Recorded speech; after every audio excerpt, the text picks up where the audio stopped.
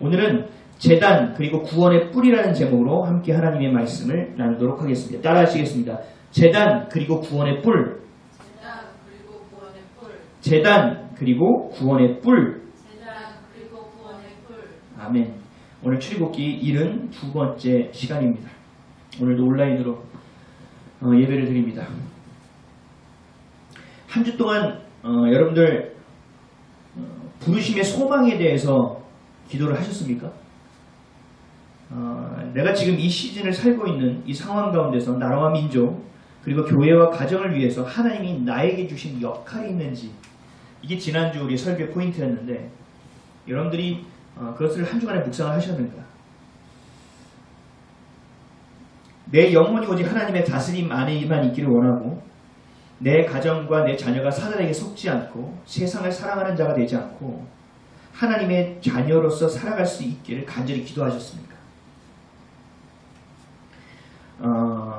여러분들은 세상을 어느 정도 살아보셨기에 아마 잘 아실 거예요. 내 마음대로 되는 것은 없다. 내 뜻대로, 내 계획대로 되는 것은 전혀 없다. 삶이 너무나도 각박하고 어려워 견디고 버티고 살아갈 수밖에 없는 것이 이 땅에서의 삶이다. 영적인 것은 더 치열해서 내가 온전히 서지 않으면 세상의 것에 속고 죽을 길을 찾아갈 수밖에 없는 인생길이다. 하나님의 다스림 아래 있는 인생이 되지 않는다면, 하나님의 말씀이 우리의 생각과 마음, 삶의 기준이 되지 않는다면, 성령님이 우리의 삶을 온전히 끌어주는 인생이 되지 않는다면, 각자의 십자가를 지고 자기를 부인하고 예수를 그리스도로 믿고 따라가는 삶이 되지 않는다면 살 수 없다. 이 땅에서는 결단코. 이것이 우리의 삶의 결론이 되어야 되지 않겠습니까? 그래서 제가 지난주에 여러분들에게 도전한 거예요. 여러분들은 이 마지막 시즌을 살아가고 있는 가운데 여러분들의 역할은 무엇인가? 그리고 지금 시절에 하나님께서 특별히 호흡을 주셔서 살게 하는 그 이유, 그 부르심의 소망은 무엇인가? 그렇다면 나는 지금 오늘 무엇을 향하여 살아갈 수 있을 것인가가 명확하고 선명해진다는 사실입니다. 이 땅에 모든 영적 전쟁이 나한테 달려있다 라는 생각을 해보셨어요? 우리는 이렇게 얘기하면 교만하다고 얘기하죠. 아니요. 그런 간절함으로 기도하라는 얘기예요. 내가 기도를 쉬면 이 나라에 하나님이 일하신 영적 전쟁이 무너질 수 있다라는 여러분 사명감으로 기도하셔야 돼요. 내가 기도를 쉰다면 내 자녀들을 기도로 깨우고 살릴 수 있는 자가 없다 라고 생각하고 자녀를 위해서 기도해야 된다는 거죠. 그래야 간절한 기도가 될 수 있고, 그래야 내 마음 전심을 다하는 기도가 될 수 있어요. 모든 것을 다해 하나님 앞에, 그 다스림 앞에 나아가시고 그렇게 간절하게 기도하는 이 마지막 시즌을 살아갈 때 하나님의 부르심의 소망을 온전히 깨닫고 또 그런 과정이 되는 저와 여러분 되시기를 주님의 이름으로 간절히 축원드립니다. 그래야 이 땅에서 살 수 있어요. 우리의 삶의 이유는 하나죠. 하나님이 우리의 주인이시다. 그래서 우리는 이 척박하고 살아가기 어려운 땅에서도 살아갈 수 있다. 승리할 수 있다. 왜요? 하나님은 살아계시기 때문이다. 나는 하나님의 자녀이기 때문이다. 우리는 그리스도인이기 때문이다. 아멘. 할 수 있다는 거예요. 근데 우리 아까 찬양했듯이 우리의 시선과 우리의 마음은 두려움과 어려움과 문제가 있다는 거죠. 그것을 여러분 끌어다가 주님 앞에, 주님의 단 앞에, 여러분 기도의 처소 앞에 내려놓으세요. 이렇게 기도하는. 그래서 하나님이 우리를 정말 쓰시고자 하시는, 그래서 한 배라도 더 우리를 통하여 살릴 수 있는 놀라운 생명이, 그 은혜가 우리를 통하여 싹트기를, 우리가 통로가 되어 흘러가기를 주님으로 간절히 축원드립니다. 성막에 대해서 나누고 있어요. 지성소와 성소에 대해서 함께 말씀을 나눴고요. 이제는 성막들에 대해서 이야기를 나눌 차례예요. 성막은 직사각형으로 되어 있죠. 오른쪽이 동쪽이에요. 동쪽이 입구예요. 그 입구를 들어오면 서쪽 끝에 지성소까지 연결되어 있죠. 근데 그 성막들 처음에 들어가자마자 맞닥뜨리는 것이 뭐냐? 바로 제단입니다. 제단. 그래서 오늘은 우리 번제단에 대해서 얘기를 나누고, 다음에는 물두멍, 그 다음에는 성막의 뜰에서 성막에 대한 설교를 전체적으로 마무리할 수 있도록 하겠습니다. 왜 성막, 그 구원의 문으로 들어가자마자 제단이 있을까? 들어가자마자 왜 이렇게 피비린내 나는, 우리가 되게 아름답게 보이지만요, 그 모습이 계속 태워지고, 우리 캠핑 가서 고기만 한번 구워도 얼마나 지저분해져요. 그러한 곳을 처음에 들어가자마자 맞닥뜨려야 되는 사실이죠. 왜요? 죄 때문입니다.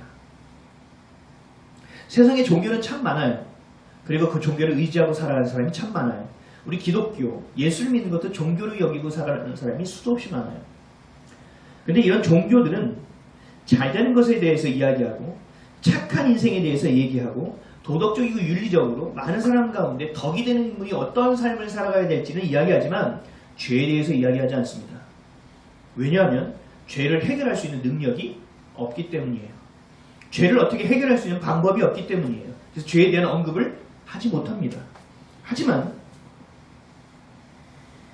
하나님은 성막, 하나님을 만나러 오는 그 첫 자리부터 죄에 대한 언급을 시작하시는 거예요. 그 죄를 해결하지 않고서는 내게로 들어올 수 없다는 첫 관문을 죄로 이야기하시는 거예요. 왜요? 하나님은 죄를 해결하실 수 있는 능력이 충분히 있는 분이시기 때문에 그렇죠. 세상에서 죄를 얘기하고 죄 해결을 이야기하는 종교는 없습니다.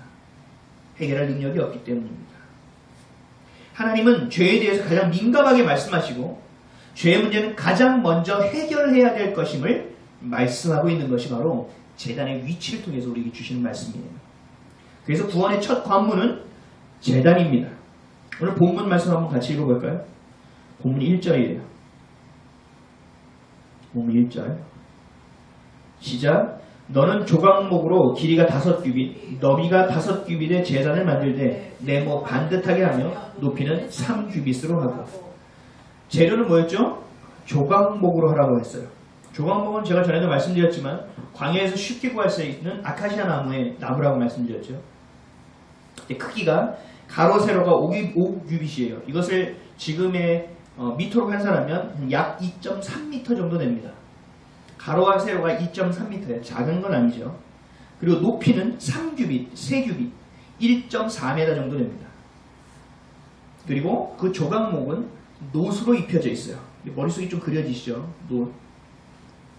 이 놋은 녹는 점이 1000도씨예요. 그래서 과학적으로 번제를 아무리 들어도 녹지 않아요. 그렇죠? 그리고 놋 자체가 특별히 지저분해질 것도 없어요. 그리고 이 놋은 성경에서 상징하는 바가 있어요. 놋은 심판을 상징해요. 그리고 세상의 것을 상징해요. 그래서 들어오는 초입은 하나님께로 가면 갈수록 금으로 되어 있고, 세상으로 나가면 나갈수록 놋으로 되어 있죠. 그래서 이 놋은 심판을 상징하고, 그래서 녹는 온도점도 굉장히 높고, 하나님은 과학적으로 당시 사용할 수 있는 최선의 것 놋으로 사용하셨고, 그 놋을 심판의 상징이기 때문에 거기에 넣어서 모든 것으로 앞뒤가 딱 들어맞게 제단을 만들어 놓으신 거예요. 내가 얘기했죠. 하나도 의미가 없는 것은 없다고. 놋은 세상을 향한 심판을 의미하고, 금은 하나님의 영광을 상징하기 때문에 하나님을 향하여 가면 갈수록 금으로 되어 있는 것이죠.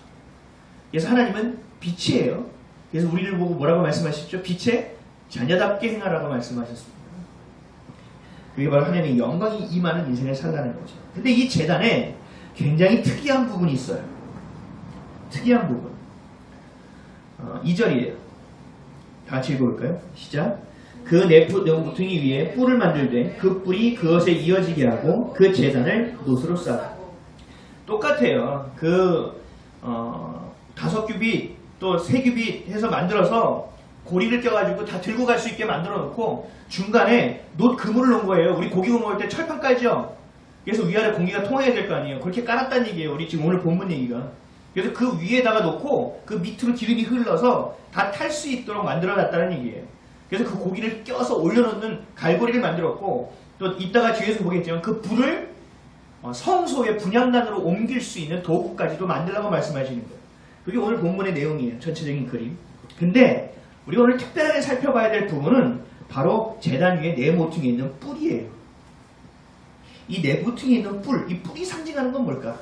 하나님 이 뿔을 왜 괜히 거기다가 위험 있게 달려고 하신 것일까? 무슨 이유로 달았을까? 이 제사를 드릴 때 제사장은 그 제물의 피를 그 내 귀퉁이에 있는 뿔에다가 발랐어요. 내 귀퉁이. 그리고 우리 성경을 보면 자주 나와요. 솔로몬 시대, 다윗 시대도 나와요. 자기가 죄를 지었는데 죽을 것 같아. 누명을 쓴 것 같아. 아니면 큰일 났어. 그러면 막 성전으로 뛰어가서 이 제단에 뿔을 잡았다는 이야기가 나와요. 이 뿔은 결국은 그 뿔을 잡으면 용서받을 수 있다는 얘기예요. 하나님께서 해결하시, 사람이 해결할 수는 없다는 얘기예요. 그래서 성경은 뿔을 이렇게 얘기합니다. 시편 18편 2절에 여호와는 나의 반석이시요 나의 요새시요 나를 건지시는 이시요 나의 하나님이시요 내가 그 안에 피할 나의 바위시요 나의 방패시요 나의 구원의 뿔이시요 나의 산성이시로다. 아멘. 여러분 바위, 방패, 산성 이해가 되는데 뿔은 잘 모르셨죠? 공격하는 무기인가? 아니요. 구원의 뿔이라는 거죠. 구원의 뿔, 번제자의 뿔을 의미합니다. 뿔은 어떤 것을 상징하냐면 힘, 능력, 권세를 의미해요. 그리고 종교에서는 승리를 의미해요. 그러니까 신약에서는 그 뿔을 뭐라고 표현하냐면 예수 그리스도라고 명확하게 얘기합니다. 따라서 우리는 이 땅 가운데서 그 뿔, 구원의 뿔에 이스라엘 백성이 의지하고 모든 죄를 사함받았던 것처럼 우리는 이 땅을 살아갈 때는 예수 그리스도의 힘을 얻고 그 권세로 살아가야 된다는 거죠. 그 권세 없이는 우리는 구원받을 존재가 될 수 없다는 것이고 그 구원의 뿔 외에는 우리는 승리를 경험할 수 없다는 얘기예요. 그래서 우리 예배서 6장을 보면 뭐예요? 전신갑주를 입을 때 첫 번째 뭡니까? 진리의 진리를 허리로 띠를 띄운다. 그 진리는 뭐예요? 하나님 말씀이고 하나님 말씀 곧 예수 그리스도예요. 예수 그리스도가 내 삶의 모든 것의 중심이 잡혀져야 다른 것들을 내 안에 장착하여 나아갈 수 있다는 거죠. 그래서 결국은 마귀와 싸울 때, 우리 원수 마귀와 싸울 때 우리는 뭘로 이길 수 있느냐? 오직 십자가의 능력, 구원의 뿔, 예수 그리스도로 인하여만 이길 수 있다는 거예요. 우리가 꿈에서든 어디서든 예수의 이름으로 명하니 떠날지어다 주문을 외우는 게 아니에요.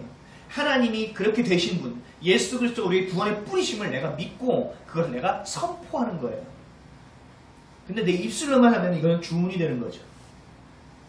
그럴 때 하나님의 능력으로 승리함으로 살아갈 수 있습니다.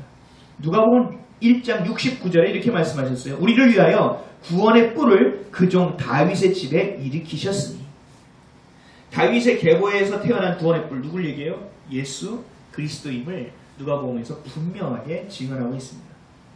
또 여기 요한계시록 5장 6절에는 또 이렇게 말씀하세요. 내가 또 보니 보좌와 내 생물과 장로들 사이에 한 어린 양이 서 있는데 일찍이 죽임을 당한 것 같더라. 예수 그리스도죠. 그에게 7뿔과 7눈이 있으니 이 눈들은 온 땅에 보내심을 받은 하나님의 7영이더라. 눈이 7개라는 괴물 얘기하는 게 아니에요. 7이라는 것은 완전한 숫자예요. 완전한 숫자. 하나님이 7뿔이라는 것은 완전한 뿔, 완전한 구원, 완전한 승리를 얘기해요. 누굴 통하여? 어린 양 예수 그리스도를 통하여.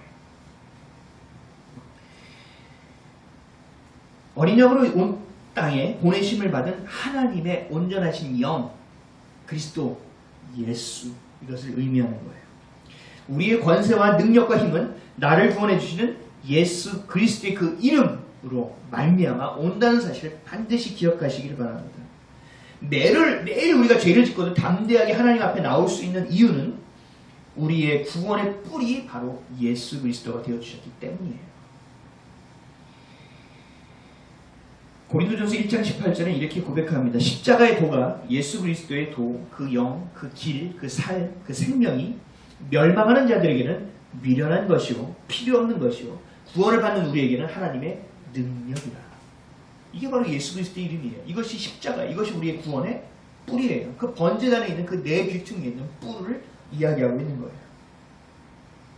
우리의 온전하고 완전한 구원의 뿔이 되신 예수 그리스도, 그 십자가로 인하여 우리는 하나님 앞에 늘 담대히 설 수 있는 거예요. 얼마나 큰 은혜냐는 거죠. 여러분 성막을 계속 보셨잖아요. 근데 여러분 성막 거칠 필요가 없잖아요. 그냥 주여 용서하십시오 하고 주여 부르면 그냥 기도의 안에 지성소로 그냥 확 들어가잖아요. 순간이동처럼. 이게 얼마나 감사한 일이냐는 거죠. 그것이 우리가 이 땅을 살아갈 수 있는 유일한 능력이에요. 모든 것을 승리할 수 있는 온전한 능력이 되는 거예요. 아멘이신가요? 아멘. 십자가만 붙들면 되는 거예요. 그런데 왜 십자가의 능력으로 살지 않느냐? 가족에게 또 힘들고 어려운 인생에게 왜 십자가를 전하지 않느냐? 확신이 없기 때문인가? 아니면 아직 내 자아가 시퍼렇게 살아있어서 내 생각이 너무 앞서고 있는 것인가? 사도 바울은 이렇게 고백합니다. 이 사도 바울의 고백이 우리의 고백이 되길 바랍니다. 로마서 1장 16절 내가 복음을 부끄러워하지 아니하노니 이 복음은 모든 믿는 자들에게 구원을 주시는 하나님의 능력이 됨이라. 아멘. 부끄러워하지 않는다는 거예요. 반대로 내가 자랑할 것이라는 거죠. 제가 이 말씀을 하나님께서 제 마음에 딱 꽂아주신 이후로 제가 밖에서 전도하기 시작했어요. 밖에서. 아직도 기억나요. 정말 창피하고 부끄럽지만 몇 년 안 됐어요. 주님이 마음을 주셔서 하나님 다른 신실한 사람을 쓰십시오. 지나가다가 저 사람을 네가 좀 전했으면 좋겠다는 마음을 주시면 주님 지금 이 때를 보십시오. 이게 맞습니까? 타임은 아니에요. 제가 하나님 위에 있었어요. 근데 나중에 보니 하나님 이 말씀을 저희한테 딱 꽂아주시는데 너 나 부끄러웠어? 너 아직 내 능력을 경험하지 못했어? 너 아직 복음이 생명이라는 걸 잘 모르니? 아닌데요? 아닌데요? 근데 왜 그래? 제가 그때 회개하고 나서 많은 이들에게 복음을 전하기 시작했어요. 저 교회 다니세요? 네, 교회 다녔는데요. 그런 거 보지 마시고 예수님 믿으세요. 제가 그렇게 상처받았다는데 교회 다시 나가라는 말은 못하겠지만 그래도 기도의 끈을 놓지 마세요. 기도를 끊으시면 안 돼요. 예수님의 이름으로 꼭 기도하셔야 돼요. 아시겠죠? 우리 교회도 비타 500 계속 있잖아요. 우리 성도들도 드시라고 놓은 거기도 하지만 오시는 택배 아저씨들 그리고 여기 청소하시는 직원들 볼 때마다 나눠드려요. 볼 때마다. 거기에 뭐라고 스티커를 했는지 아세요? VIP. 당신 굉장히 특별한 사람이라고. 당신 되게 소중한 사람. 당신은 사랑받기 충분한 사람이라고. 제단의 모습을 통해서 우리에게 주시는 영적인 의미, 구원의 의미, 이것은 이제 좀 이해가 되시겠죠. 하나님의 아들 예수 그리스도가 우리의 영원한 재물이 되어주심으로 하나님께로 나오는 길, 죄로 인하여 단절된 그 길을 주님이 열어주셨다는 거예요. 그래서 예수님이 우리 구원자 되시고 예수님께서 우리의 중보자 되시고 예수님이 우리의 그리스도가 되어주신다는 거예요. 이게 바로 구원의 뿌리예요. 예수 그리스도가 여러분들의 온전하신 구원의 뿌리 되시기를 주님의 이름으로 간절히 축원드립니다. 그렇다면 제단은 어떻게 사용하는 걸까? 여러분 제가 몇 번을 설교했었는데 희생제사, 이 제물 번제드리는 그 절차를 기억하시죠? 이 레위기 1장, 2장, 특히 2장을 보면 굉장히 자세하게 묘사되어 있어요. 나중에 끝나시고 한번 읽어보시면 좋을 것 같아요. 희생제사를 누가 드리죠? 번제를? 내가 드려요? 제사장이 드려요? 내가 드리죠. 제물을 잘 들어보세요. 어떻게 하는 절차를 제가 설명을 다시 한번 해드릴게요. 제물을 준비해서 오죠. 제물 준비해서 오는 건 누가 하죠? 내가 하죠. 그것도 어디서 사오나요? 아니요. 내가 기른 양, 어린 양을 데리고 오는 거죠. 그것도 흠이 없어야 되죠. 건강해야 되죠. 근데 예루살렘까지 와야 되잖아요. 그쵸? 근데 집에 3일길이야. 3일길 오다가 그 양이 매 하다가 다리가 꺾였어. 다리가 삐었어요. 그럼 어떻게 한다고요? 다시 집으로 돌아가서 그 기르는 걸 다시 흠 없는 걸 찾아서 다시 데려가야 돼요. 데려가다가 예루살렘에서 하룻밤 자고 이제 가서 번제단을 드려야 돼. 근데 매 하는데 콧물이 흘러. 감기 걸렸어. 흠이 있는 재물이야. 그럼 어떻게 해요? 다시 돌아가야 돼요. 이게 예배의 시작이라고요. 흠이 없는 것이 되어야 되기 때문에. 그래서 제가 이렇게 좀 잔소리할 때가 있어요. 아침에 부부간에 싸움이 있어도 싸우지 마시라고. 그리고 토요일날 잠이 안 와도 일찍 주무시라고. 왜요? 그때부터 예배가 시작되어지기 때문에 그렇다는 거죠. 그래서 흠이 없는 것이 되어 주님 앞에 나와야 돼요. 저는 졸려도요 졸 수가 없어요. 이렇게 설교하니까 여러분 앉아있으니까 졸 수 있잖아요. 무장하고 나오기 위해서 일찍 주무시고 또 든든히 먹고 화장실도 갔다 오고 개운한 모습으로 정결한 모습으로 주님 앞에 서야 된다는 얘기죠. 그게 바로 제사의 시작이에요. 예배의 시작이라는 거예요. 그래서 제물을 가져왔어요. 그러면 그 제물을 가져온 이유가 뭐죠? 내 죄를 해결하기 위해서죠. 내 죄를 사함받기 위해서죠. 그럼 어떻게 돼요? 그 재물에 내 죄를 전가해야 돼요. 그래서 그 재물에 머리 위에 내 손을 대는 거예요. 제사장의 손이 아니에요. 죄인된 내 손을 얹고 그 죄를 재물에게 안수하여 전가하는 거예요. 내 죄를. 이게 예물이에요. 그게 우리에게 누가 되셨다고? 예수 그리스도가 이렇게 되셨다는 거죠. 그래서 전가됐어요. 그리고 그 재물을 이제 목을 따서 잡아야죠. 목을 따서 잡는 거 누가 해요? 레위인이에요. 제사장 1번 레위, 2번 제사장, 3번 나. 3번이에요. 내가 하는 거예요. 내가 예쁘게 길려서 정들어서 주님 앞에 죄를 가지고 나와 얘 멱을 따서 피를 다 뽑아내야 돼요. 그리고 각을 떠야 돼요. 가죽을 벗겨내야 돼요. 내가 해야 돼요. 제사장이 하는 일은요, 그걸 가지고 제단에 올리는 일을 해요. 왜 본인이 가서 막 피를 튀기고 내가 소중하게 여기는 재물을 막 생명을 끌어내고 그 괴로운 일을 하게 만드셨죠, 하나님은? 하나님 진짜 못됐네. 그렇죠? 하나님 너무 참혹하시네? 아니에요. 우리를 아끼시기 때문이에요. 왜요? 너 죄에 대해서 똑바로 하려는 거예요. 죄는 피의 대가 없이, 피의 값어치 없이는 해결될 수 있는 것이 아니다. 죄가 얼마나 심각한 건지 아니야. 죄에 대한 경각심을 가져라. 죄는 이렇게 참혹한 거야. 이런 참혹한 일을 벌여 생명을 내어주지 않으면 그 죄는 해결될 수 없어. 죄값은 반드시 따르는 거야. 반드시 기억해. 라고 얘기하는 거예요. 그게 바로 회개죠. 죄는 이렇게 무섭다라는 거죠. 그래서 하나님조차도 하나님의 아들을 이 땅에 보내셔서 죄 없으신 분을 통하여 물을 다 쏟고 우리를 위해서 죽을 수밖에 없는 그 잼을 대어주신 거예요. 왜요? 우리의 죄를 해결하기 위해서는 대가를 치러야 되는데요. 하나님 아무도 모르는데 뭐. 하나님은 신실하신 분이에요. 하나님 그렇게 일하시는 분이 아니거든요. 그래서 죄의 값은 분명히 존재한다는 것을 보여주신 거예요. 그 다음은 제사장이 제단에 그 제물을 올려놓고 태우는 거죠. 올려드려요. 그 향을 하나님께 드리는 거예요. 번제는 다 태우는 거죠. 그럼 여기서 우리가 제일 살펴봐야 돼. 그럼 그 태우는데 그 불은 어디서 오냐는 거예요. 그 불 어디서 올까요? 부싯돌로 막 해서 올까요? 아니 어디선가 이렇게 잘 가지고 있다가 가져와서 불을 붙일까요? 아니요. 번제단의 불은 사람이 붙이는 것이 아닙니다. 번제단의 불은 하나님이 내려주신 불이에요. 레위 9장 24절에 불이 여호와 앞에서 나와 제단 위에 번제물과 기름을 사른지라 온 백성이 이를 보고 소리 지르며 엎드렸더라. 아멘. 하나님 그 번제단에 불을 내려주셔서 그 제물을 받으셨다라는 거예요. 근데 그 불을 때마다 불을 내려주시는 것이 아니라 그 불을 보존하라고 말씀하십니다. 내가 한번 줬으니 너희가 보존하여 계속 사용하라는 거예요. 그래서 그 제단에 불이 꺼지지 않게 하는 일이 레위인의 일 중에 제사장의 일 중에 정말 중요한 일들 중에 하나였어요. 레위기 6장 12절에서 13절에 이렇게 말씀하시죠. 제단 위에 불은 항상 피워 꺼지지 않게 할지니 제사장은 아침마다 나무를 그 위에서 태우고 번제물을 그 위에 벌려놓고 화목제의 기름을 그 위에 불사를 찌며 불은 끊임이 없이 제단 위에 피워 꺼지지 않게 할지니라. 아멘.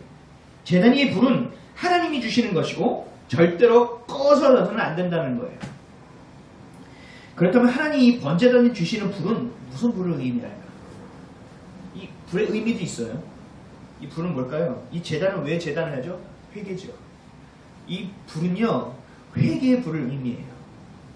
성막에 들어가기 전에 희생 제물을 드리는 것도 쉽지 않은데 그 희생 제단은 오로지 하나님의 불, 회개의 불로만 태워져야 한다는 거예요. 하나님이 죄를 깨닫게 해주심으로 회개할 때 내가 생각해서 이거 죄구나 주님 용서해 주세요 이 차원이 아니라 주님이 나에게 깨닫게 하시고 보여주셔서 알게 하시는 그 죄를 통하여 성령의 불, 하나님이 내려주신 불을 통하여 그 죄가 사함받아져야 된다는 얘기예요. 이게 번제단에서 하나님이 불을 내려주시는 이유예요. 하나님이 우리의 죄를 깨닫게 해주심을 가지고 회개하는 그런 경험을 가지고 있어야 돼요. 그건 매우 중요해요. 하나님의 자녀로서의 첫걸음이 바로 회개의 불을 받는 것에서부터 시작되어야 돼요. 하나님의 임재 가운데 나아가기 전에 내 죄와 허물에 대해서, 원죄와 자범죄에 대해서 하나님의 성령의 불로 인하여 철저히 회개되어지고 하나님 앞에 철저히 내려지게 되는 이 불에 대한 경험이 있어야 된다는 거죠. 저는 모태신앙인데 군대 제대하고 나오기까지 신앙이 별로 없었어요. 예수님과 인격적인 만남도 없었어요. 그냥 교회는 다니는 건 당연하고 그냥 하나님이 계시니까 계시는 거고, 그리고 힘들 때마다 주님을 찾았어요. 근데 군대를 제대하고 나서 정말 갈급해지는 여러 가지 상황 가운데서 기도할 수밖에 없었고, 또 교회를 옮겼고, 또 봉사하게 되었고, 어느 날 하나님이 찬양 예배 집회에 갈 수 있는 길을 열어주셔서 그 상황 가운데 찬양 예배를 갔는데, 그때 제가 하나님을 만났어요. 예수님이 인격적으로. 그때 제가 기억나는 게 한 3시간 정도를 울었어요. 왜 그런지도 모르고 그냥 눈물이 펑펑 쏟아져 나와서 그냥 눈이 퉁퉁 붓고 앞이 안 보일 정도로 울었어요. 이게 왜 울었냐면요, 하나님이요 제 죄를 회개하게 하시더라고요. 제가 어렸을 때 오락실에서 다른 애가 놓고 간 돈으로 신나게 게임하는 장면을 제 눈에 보여주셨어요. 그리고 제가 오락실 갈 돈이 없어가지고 제 과거를 공개하기 좀 그렇지. 그 10원짜리 동전을 10원짜리 동전 이거를 반창고, 옛날에 좀 딱딱한 반창고 한 바퀴 반인가 두 바퀴를 딱 돌리면 100원짜리와 똑같은 무게가 그걸 오락실에 딱 넣으면 짜라단 하고 코인이 딱 들어가서 오락을 할 수 있었어요. 그거를 기억나게 하시더라고요. 오, 세상에 내가 이런 죄를 지었나? 오, 세상에. 그 죄를 회개하게 하셨어요. 그리고 어느 날 친구가 용산에 가자 그래서 용산에 갔더니 사장님하고 이야기만 하고 있으면 좋은 일이 일어나게 해주겠대요. 그래서 사장님하고 막 이야기했는데 얘가 빨리 가지. 말이 안 끝났어. 빨리 나오래. 갔더니 얘가 오락기를 엄청 많이 훔쳐온 거예요. 그래서 저한테 나눠주더라고요. 야, 반띵이야. 그때 너무 무섭고 두렵고 떨리는데 반대쪽은 기쁨이 있더라고요. 와우, 이렇게도 할 수 있네? 그래서 다음에 제가 걔한테 가자고. 야, 너 언제 갈 거야? 나 데려가면 안 돼? 그래서 이번엔 제가 자발적으로 말 시킬 때 너 빨리 해. 야, 빨리 해. 그것까지 기억나게 하셨어요. 그래서 제가 누군가를 욕했던 것 하나하나를 세세하게 기억나게 하시더라고요. 3시간을 얘기했어요. 여러분 그런 경험이 있으세요? 이게 제 거듭남의 시작이에요. 하나님 뭐부터 시키셨다고요? 회개예요. 그리고 그 회개의 3시간을 다 하고 나서 하나님께서 제 머릿속에 어떤 이미지를 딱 보여주셨는지 아세요? 제가 어떤 정글 같은 데 있는데 진흙이에요. 다 진흙으로 다 뒤덮여 있어요. 근데 하늘에서 샤워기처럼 비를 내려주시는데 그 진흙이 제가 저를 보는 거예요. 진흙이 다 벗겨지더라고요. 하얀 살결이 드러나고 제가 깨끗해지는 모습을 하나님께서 보여주셨어요. 놀랍죠? 저만 사랑하실까요, 하나님이? 하나님 제가 목사가 되기 위해서 그렇게 하셨을까요? 아니요. 하나님의 자녀로 나오기의 시작, 그 거듭나기의 시작, 하나님과의 만남의 첫 걸음은 회개부터 시작된다는 거예요. 내가 인위적으로 회개해서 되는 게 아니에요. 하늘로부터 불이 내려와야 돼요. 그럼 어떻게 기도해야 될까요? 주님, 내가 주님 앞에 회개하길 원하는데 주님 가르쳐 주세요. 내가 회개하길 원해요. 그래서 제가 그때 울면서 다시 기도했던 기억이 나요. 이렇게 기도했어요. 하나님, 다 생각나게 해주세요. 처음엔 쪽팔리고 막 화도 나고 분노하고 하나님 정말 찌찌하고만 이런 생각 들다가 그냥 막 이렇게 기도했어요. 기억나게 해주세요. 하나님 그냥 보여주세요. 내가 다 씻겨지길 원합니다. 이렇게 기도했어요. 여러분 회개하셔야 돼요. 왜 우리가 예배 드릴 때 제가 회개기도 자꾸 하라고 하는지 이제 이해가 좀 되시죠? 근데 여기서도 끝나면 안 돼요. 하나님은 그 불을 내려주셨고 그 회개케 하시는 불을 여러분들이 구할 때 주세요. 그 회개하게 되어지는 거예요. 그 다음에 그 불을 꺼지지 않게 하라고 하셨죠. 왜요? 내 안에 나를 구원하신 십자가의 감격이 내 삶의 중심에 매일 있어야 된다는 얘기예요. 매일. 죄인 되었을 때의 삶에서 자유함으로 열등감이 있을 때 하나님의 자녀로서의 자존감으로 옮겨온 것을 잊지 말아야 한다. 그래서 너는 다시 너의 마음과 중심과 시선과 생각을 세상으로 가져가지 말아라. 내일처럼 그 불을 꺼지지 않게 하라. 이게 바로 회개 기도라는 거죠. 이런 자들에게 세상으로 다시 돌아가지 말라는 거죠. 이렇게 얘기합니다. 히브리서 6장 1절에서 6절이에요. 다 같이 좀 들어보세요. 좀 길지만. 그러므로 우리가 그리스도의 도의 초보를 버리고 첫 마음 버리고 죽은 행실을 회개함과 하나님께 대한 신앙과 세례들과 안수와 죽은 자의 부활과 영원한 심판에 관한 교훈의 털을 다시 닫지 말고 완전한 대로 나아갈지니라. 하나님께서 허락하시면 우리가 이것을 하리라. 한번 빛을 받고 하나님의 은사를 맛보고 성령에 참여한 바 되고 하나님의 선한 말씀과 내세의 능력을 맛보고도 타락한 자들은 다시 새롭게 하여 회개할 수 없느니 이는 그들이 하나님의 아들을 다시 십자가에 못 박아 드러내놓고 욕되게 합니다. 되게 무서운 말이죠.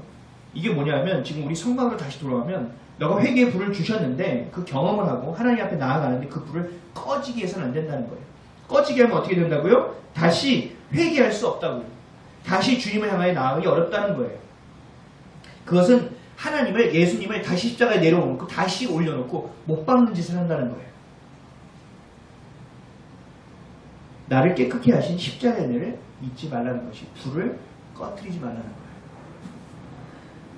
은혜가, 하나님이 주신 은혜가 그냥 단순히 추억이 되어서는 안 됩니다. 흔적으로 남아서는 안 됩니다. 지금 내가 살아가는 이유라는 것을 기억하고 과거에 머무는 것이 아니라 오늘과 내일의 내 삶으로 연결되어져야 돼요. 불이 꺼지지 않게 해야 돼요. 아멘이시죠? 근데 이 성막을 보면 불이 두 가지예요. 이 불을 가지고 우리가 성소 안에서 분향단이라는 것을 아직 얘기하지 않았어요. 기억하세요? 오늘 그 분향단에 대해서 이야기해야 됩니다. 왜냐하면 여기서 연결되어지기 때문에 오늘을 위해서 아껴뒀습니다. 번제단의 불과 분향단의 불을 함께 알아야 돼요. 번제단의 불과 분향단의 불은 끊임없이 꺼지지 않는 것은 동일해요. 끊임없이 꺼지지 않는. 근데 분향단의 불은 어디서 가져온 불이냐면 하나님이 번제단에 내려주신 그 불을 가지고 와서 분향단에 붙여야 되는 불이에요. 하늘에서 내려준 불이라는 거죠. 그러면 그 번제단의 불은 회개를 의미하지만 이 분향단의 불은 성령 충만의 불을 의미해요. 성령 충만의 불. 하나님의 번제단의 불, 하나님이 붙여주신 불을 꺼뜨리지 말고 성소를 가져와서 분향단의 불을 붙여서 향을 피우라고 말씀하셨어요. 번제단의 불, 회개를 통해서 다시 분향단의 불, 언제나 항상 늘 성령님과의 친밀한 교제가 되어야 한다는 것을 말씀하고 있는 거예요. 결국 성령님과의 친밀한 교제, 신앙의 성숙, 내가 온전한 그리스도인이 되는 것, 하나님의 아들과 딸이 되는 것은 회개 없이는 불가능하다. 그것도 그냥 내가 회개하는 인위적인 회개 아니요. 성령께서 주관하시는 회개. 성령께서 우리에게 불을 전제에 내려주신 것처럼 주님께 구하여 주님께서 우리에게 성령의 불을 내려 태워주시는 그 회개. 그 회개가 없이는 친밀한 교제는 불가능하다. 번제단의 불이 없이는 분향단의 불도 없습니다. 다시 얘기하면 회개 없는 하나님의 임재하심은 없다는 얘기예요. 근데 번제단의 불이 아닌 다른 불로 분향단의 불을 붙인 이들이 있었어요. 바로 아론 대제사장의 아들인 나답과 아비후예요. 이들은 어떻게 되었을까요? 레위기 10장 1절에서 2절에 이렇게 말씀하십니다. 아론의 아들 나답과 아비후가 각기 향로를 가져다가 여호와께서 명령하시지 아니하신 다른 불을 담아 여호와 앞에 분향하였더니, 다른 불을 담았다는 건 뭐예요? 번제단의 불이 아니라는 얘기지요. 2절, 불이 여호와 앞에서 나와 그들을 삼키매 그들이 여호와 앞에서 죽은지라. 직사한 거예요. 회개 없이 인위적인 회개로 진정하게 주님 같은 갈 수 없다는 얘기예요. 주님 그거 안 받는다. 제가 늘 얘기하지만 교회에 20년을 나오고 30년을 나와도 내가 진정으로 진심으로 그리스도가 전부 된다는 고백과 내 삶에서 모든 것을 주님께 드리는 방향과 그 삶의 부르심의 소망과 이유가 되지 않는다면 주님 안 받으세요. 죄송하죠. 아무리 목청껏 2시간, 3시간을 매일처럼 기도해도 하나님께 드려지지 않아요. 그것도 감사한 거예요. 이 나답과 아비후처럼 즉사하진 않잖아요. 하나님 회개 없이 하나님의 임재 안으로 들어간 자의 최후예요. 회개는 이렇게 중요하다. 철저한 회개 운동, 회개 없이 일어난 성령의 역사라고 착각되어지는 것들은 가짜라고요. 우리 주변에 보면 예언의 은사를 가지신 분도 계시고 병 고치는 은사를 가지신 분도 계시고 뭘 본다는 분도 계시고 만화의 은사 가지신 분들은 근데 그분들 보면 보니까 신앙이 별로 깊지도 않은 것 같고 별거 아닌 것 같고 좀 교만한 것 같고 그런 은사자들이 있어요. 근데 그 은사가 있더라도 이것이 회개를 통한 출발이 회개를 통한 출발점이 아니라면 이건 가짜일 수 있어요. 왜요? 이 땅에서 사단도 그러한 능력은 충분히 할 수 있습니다. 모세가 10가지 재앙을 통하여 갔을 때 첫 번째, 두 번째, 세 번째 다 술사들이 애굽 수사에 다 따라하잖아요. 대신 그것을 번복하는 것은 못해요. 흉내만 낼 뿐이지. 곧 이 남녀호랑객교 같은 데서도 질병이 나는 역사가 일어나요. 근데 그 질병만 낫지요. 그 영혼의 죽음은 그대로잖아요. 흉내만 낼 뿐이라는 거예요. 온전한 생명을 줄 수 없다는 거죠. 성령님은 20세기 초반까지 철저하게 침묵하셨어요. 그러다가 1900년대부터 부흥이 전 세계적으로 다다다다다닥 순차적으로 이루어졌어요. 근데 그 부흥이 어디서부터 시작된 부흥이냐면 회개로부터 시작된 부흥이에요. 이 부흥 운동의 첫 시작은 1명, 2명, 3명, 5명 아주 적은 인원으로 시작한 회개 운동이었다는 거예요. 1904년에 영국의 웨일즈에서 회개 운동 로버츠라는 사람인가? 잘 기억이 안 나는데 3명인가 4명이 어린 친구들 10대 소년들이 기도하는 것부터 시작됐습니다. 놀랍지 않으세요? 그 다음에 1905년 이 웨일즈의 이 부흥의 불이 1905년 인도의 카시라는 곳에 불 붙습니다. 그리고 1906년에 미국의 아주사에 붙습니다. 그리고 1907년 우리 대한민국의 평양에 이 부흥의 불길이 붙습니다. 끝나지 않았어요. 1908년 만주에 그 부흥의 불길이 붙습니다. 이 부흥의 불길이 왜 이렇게 다다다다닥 1년 단위로 이렇게 퍼져나가느냐. 회개 운동이 계속 번져왔기 때문이에요. 회개가 있는 곳에 성령의 임재함이 있다는 것을 명확하게 역사를 통해서도 우리는 볼 수 있다는 거죠. 번제단의 불을 통하여 회개해야만 분향되는 향을 하나님께 올려드릴 수 있는 불을 붙일 수 있다는 거예요. 근데 어떻게 교회에 가보면 이런 회개의 경험도 없이 그냥 구하래요. 그래서 방언도 터지고 모두 터지고 되니까 이게 하나님이구나. 그래서 성령을 인격적으로 모셔드리는 것이 아니라 뭘로 여겨요? 능력으로만 여긴다는 거예요. 여기에 한계가 되는 거예요. 회개 없는 것은 안 돼요. 가짜의 가능성이 커요. 가짜가 될 수밖에 없어요. 모든 것이 성령이 역사하신, 성령이 임재하셔야 역사가 일어나요. 성령이 임재하셔야 우리도 생명력이 있어지는 거예요. 그러기에 첫 단추가 뭐냐? 회개라는 거예요. 깊은 회개, 아주 진심의 회개. 그것도 어떤 회개예요? 내가 생각하는 것이 아니라 주님께 물어보고 고하여 가르쳐달라고 하여 주님께서 가르쳐주신 그 안에서의 회개. 그것부터 시작된다는 것을 기억하셔야 됩니다. 성령님과의 깊은 교제, 친밀한 교제, 온전한 교제는 회개 없이는 불가능합니다. 그럼 사람들은 이렇게 얘기해요.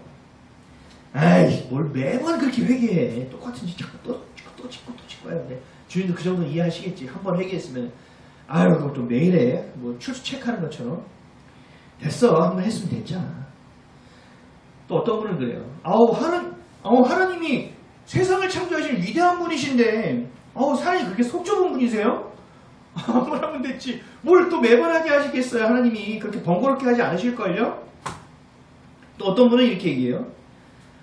지금이 중요하지. 하나님이 과거를 다 들춰내가지고 회개하게 하신다고요? 하나님 그렇게 쪼잔하지 않으세요. 하나님은 그렇게 과거를 들춰내서 심판하시는 째째하신 분은 아닌 것 같은데요. 아니요. 무식한 발언이에요.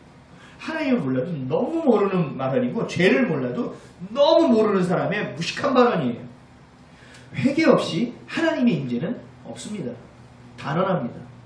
없습니다. 불가능합니다. 회개 없이 하나님의 자녀가 되는 것도 불가능합니다. 내가 교회에 나와 있다고 무릎 꿇고 기도한다고 하나님이 인정하시는 것이 아닙니다. 죄로 인하여 애통하는 그 가난한 심령 가운데 하나님 앞에 나아갈 때 성령의 임재하심을 통하여 우리는 거듭나게 되어지는 것입니다. 죄가 기억나지 않으면 성령님께 물어봐서라도 기도하세요. 저는 이렇게도 기도한 적이 있어요. 내가 우리 아버지의 죄도 잘 모르겠다. 우리 아버지 지금 설교 듣고 계실 텐데 근데 우리 아버지의 아버지도 분명히 죄를 지으셨을 텐데 당연하잖아요. 하나님을 모르셨으니 하나님 모르시는 것부터 죄가 시작되는 거거든요. 그리고 그 은밀한 것들을 우린 다 몰라요. 그럼 그 할아버지는 또 어떤 죄를 지었어요? 잘 몰라요 저는. 그런데 제가 어느 날 그런 기도를 했어요. 내가 그들이 지은 죄는 제가 모르지만 지금 제가 회개하길 원합니다. 그들의 죄를 사하여 주시길 원합니다. 그들이 그 죄가 내 대해서 다 끊어지게 해주십시오. 그 죄가 해결되게 해주십시오. 그것이 바로 예수 그리스도의 능력 아닙니까? 그것이 구원의 뿔의 능력이 아닙니까? 라고 제가 회개하고 기도했습니다. 되게 오버라고 생각하실지 모르지만 회개는 정말 이렇게 중요하다니까요. 히브리서 10장 19절에서 20절에 이렇게 말씀하셨어요. 그러므로 형제들아 우리가 예수의 피를 힘입어 성소에 들어갈 담력을 얻었나니 그 길은 우리를 위하여 휘장 가운데로 열어놓으신 새로운 살 길이요 휘장은 곧 그의 육체니라. 아멘. 우리 지난주에 살펴봤잖아요. 그 휘장을 위에서 아래로 두 조각으로 숨이 끊어지는 그 순간 찢으셨다고요. 아주 조각내버리셨다. 하나님의 그 강권적인 역사예요. 너희들 언제든 내게 올 수 있다라고. 언제든. 원래 우리는 하나님의 임재에 들어갈 수 없는 존재이기에 허락하신 회개 없이는 불가능합니다. 그래서 예수님이 우리 그리스도이시고 우리 영원한 중보자 되어주시며 우리의 대제사장 되어주시는 거예요. 그래서 우리는 예수님의 초임, 예수님이 이 땅에 오심을 되게 기뻐하잖아요. 그게 뭐예요? 성탄절, 크리스마스죠. 세상 사람처럼 혼자인 게 외로워, 오늘은 파티가 해야지 이런 게 아니잖아요. 성탄절은. 그 예수 그리스도가 우리의 죄를 해결하기 위해 오신 그 예수 그리스도가 이 땅에 오신 너무나 기쁜 날이잖아요. 그래서 우리 성탄절을 굉장히 기뻐한다는 거죠. 그 다음 중요하게 생각하는 거예요. 우리를 위하여 죽으시고 우리를 위하여 부활하신 주님. 그래서 우리가 예수님을 따라 죽으면 우리 예수님을 따라 부활할 수 있는 그 소망, 참된 소망. 그래서 이 부활절은 우리에게 너무나 감사하는 날이잖아요. 그리고 예수님이 이 땅을 심판하러 오시는 그날, 우리의 신랑 되어서 이 땅에 부르타고 오시는 그날을 기다리며 정결하고 순결한 신부와 같이 살아가는 인생, 이것이 우리가 지금 살아가는 오늘이잖아요. 이게 바로 구속사예요. 이게 바로 예수 그리스도의 중심의 인생이에요. 늘 깨어 기도함으로 성령의 불로 모든 죄를 태우고 꺼지지 않게 함으로 친밀하고 깊은 교제를 늘 사모하며 기뻐하며 누리고 나누는 저와 여러분 되시기를 주님의 이름으로 간절히 축원드립니다. 아멘. 우리 마지막으로 하나만 더 알아볼게요. 좀 깊은 내용일 수도 있지만 요거까지는 좀 아셔야 돼요. 그래야 우리가 이 마지막 시즌을 살아가는 역할과 부르심의 소망을 좀 더 깊이 이해하고 기도할 수 있거든요. 하나만 더 살펴볼게요. 이 출애굽기에서 성막을 설명할 때 우리가 성막 지금 벌써 9번째인가요? 쭉 해올 때 뭘 봤냐면 서쪽에부터 동쪽으로 나아가고 있어요. 지성소에 그 언약궤부터 시작해서 쭉 밖으로 나오고 있죠. 서쪽에서 동쪽이에요. 하나님의 임재에서 세상으로 밖으로 나오고 있다고요. 순차적으로 설명해요. 이게 뭐냐면 하나님의 임재 가운데 구원받고 구원의 소망으로 자녀됨을 갖고 세상으로 나가라는 거예요. 하나님의 자녀로 살아가는 거예요. 이스라엘은 무슨 민족이라고 부르죠? 선민, 선택받은 민족. 너희들만 사랑해? 아니요. 너희들이 레위 지파, 12지파 중에 레위 지파가 된 것처럼 너희가 이 열방의 레위 지파로 서라는 거거든요. 그래서 어떻게 된 거예요? 이들에게 성막을 통해 뭘 얘기해요? 하나님의 임재함을 입어 너희들 세상으로 나가라. 설명이. 근데 성막을 잘 설명한 신약의 성경이 있는데 그게 히브리서예요. 이 히브리서를 보면 성막에 대한 것을 다시 설명하면서 이 방향이 출애굽기의 성막과 반대예요. 거꾸로 들어와요.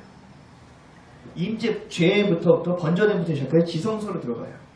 동쪽에서 서쪽으로 가요. 이건 뭐예요? 죄를 깨닫고 회개함으로 하나님의 임재 가운데로 들어오라는 거예요. 친밀하고 깊은 관계 속, 제가 늘 얘기하는 에하드로 들어오라는 거예요. 전혀 분리되어 있을 수 없는 그 연합됨, 하나님 내 안에 거하고 내가 주님 안에 거하는 그 놀라운 은혜 안으로 들어오라는 거예요. 그러면 우리는 어떻게 살아야 될까? 히브리서의 말씀처럼 제단으로 시작하여 성소를 거쳐 지성소를 향하는 것, 출애굽기 말씀처럼 세상을 향하여 복음으로 성령 충만하여 세상을 나아가는 인생이 되어야 된다는 거죠. 이게 우리의 역할이 되어져야 돼요. 그러면 이걸 통하여 더 구체적으로 이제 사명을 구하는 거예요. 그럼 주님, 내가 무엇을 하기 원하십니까? 지금 당장 내가 어떤 일을 하기 원하십니까? 어떤 분에게 이렇게 얘기하실 거예요. 너 계속 기도해. 이 번제단의 불이 꺼지지 않게 하는 것이 너에게 준 역할이야. 어떤 교회 가보면요, 24시간 중보 기도 센터가 있는 교회가 있어요. 그 교회가 바로 그러한 역할, 사명을 받은 교회예요. 그럼 우리는 어떻게 해야 될까? 나는 무엇을 해야 될까? 나는 어떤 일을 해야 되는 것인가? 그 불을 분향단으로 옮겨오는 역할을 하는 것인가? 아니면 그 재물을 주님 앞에 올려드리는 역할을 하는 것인가? 아니면 그 제단을 깨끗이 청소하는 역할을 하는 것인가? 아니면 그 문을 열어놓는 자가 되어야 되는 것인가?를 분명히 할 수 있다는 것이요.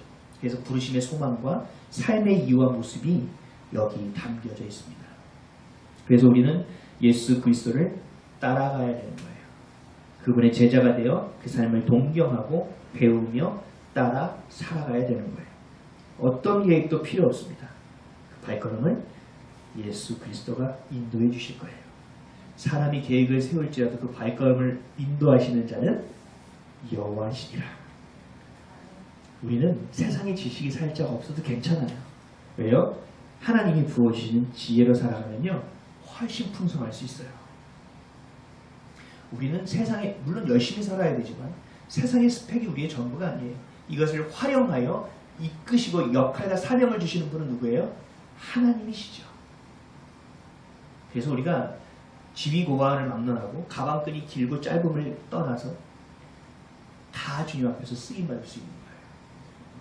주님이 하시면 하시는 거예요. 다만 중요한 건 뭐예요? 주님과 동행하는 거. 내 시선이 하나님의 시선 가운데 있고 내 마음이 주님의 마음을 품고 내 삶의 방향이 그리스도가 가신 그 길을 따라 걸어낼 수 있는 그 동행함, 이것이 우리의 삶에 있어야 한다는 거예요. 그래야 가능하다. 가장 중요한 것은 예수 그리스도, 십자가를 향한 내 시선을 빼앗기지 않는 자, 내 마음을 세상에 빼앗기지 않는 자가 되는 것입니다. 십자가 외의 것에 마음을 뺏겨서는 안 된다. 세상의 것을 살아가고 의지하고 위로받지 말고 성령님만을 의지하라는 거예요. 에베소서 5장 18절에 이 말씀이 있어요. 술 취하지 말라. 이는 방탕한 것이니 오직 성령으로 충만함을 받으라. 이건 뭐예요? 이 술은 알코올만을 얘기하는 게 아니에요. 세상의 것을 의미하는 거예요. 세상의 것. 세상의 것을 사랑하고 의지하고 위로의 대상으로 삼지 말라. 너는 오로지 뭐 하라고요? 오직 성령님만을 의지하고 성령님께 위로받고 성령님만을 사랑하라는 얘기예요. 사랑하는 성도 여러분, 여러분 어려우십니까? 아니면 외로우십니까? 아니면 인정받지 못해서 괴로우십니까? 아니면 먹고 사는 것이 막막하십니까? 내 계획대로 되지 않아 혹시 시험에 들어 계시진 않습니까? 너무 힘들어서 너무 분주해서 기도조차 나오지 않으십니까? 예수님이 우리의 구원의 뿔이 되심을 기억하시기 바랍니다. 뿔은 뭐라고요? 힘, 권세, 능력, 승리. 예수 그리스도의 이름으로 이것을 경험할 수 있습니다. 앞이 캄캄해서 보이지 않고 억울함만이 가득할 때가 바로 구원의 뿔을 잡아야 되는 때입니다. 전심으로 하나님을 신뢰할 때, 그리고 회개하며 고백할 때 하나님은 우리에게 전심으로 응답해 주실 것입니다. 그리고 모든 상황을 역전시켜 주실 것입니다. 포기하지 마세요. 내게 낙심하지 아니하면 때가 이름에 거두리라.